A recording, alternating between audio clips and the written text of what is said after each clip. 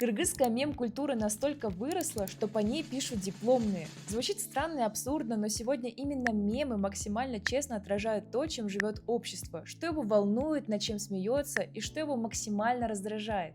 Я в дипломке пишу то, что мемы — это новый вид искусства, она больше как фольклорная, потому что я сперва подумал, что есть шуты, которые шутили, и есть такая поговорка: шутники или шуты, они могут даже королю сказать правду через шутку. Посмотрите на любой популярный кыргызский мем. Это редко полностью оригинальная идея. Чаще всего берут известный мировой шаблон, но вместо матча чая появляется сють чая, вместо лабубу — каменные балбалы. Это то, что называют тихой деколонизацией.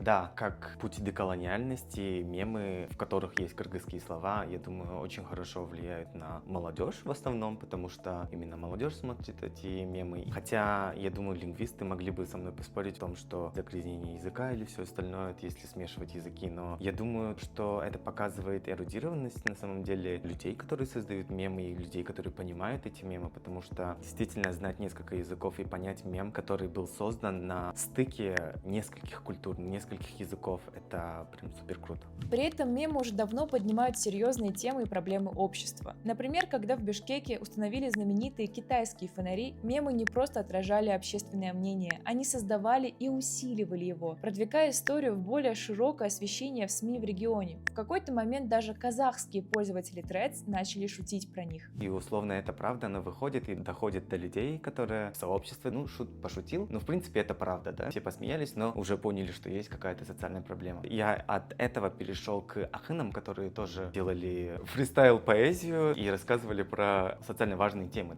Поэтому, возможно, мемы в Кыргызстане не просто следствие глобальной интернет-культуры, а цифровое продвижение исконной традиции акынов, подстебывать недостатки общества и решения властей. Это уже не просто развлечение, это политически значимая форма самовыражения молодежи. Это цифровой архив нашего времени. Я считаю, что мем-культура часто спасает активистов, потому что мемы, они не воспринимаются так серьезно, как какие-либо видео, в которых ты высказываешься, да, своим лицом. Я думаю, как инструмент о социальном комментарии, который можно пустить в обществе и посмотреть на реакцию общества, да. Через десятки лет по ним можно будет понять, как жили кыргызстанцы, что их объединяло и какие темы были важны именно сейчас. Как думаете, ваши внуки-правнуки поймут популярные сейчас мемы?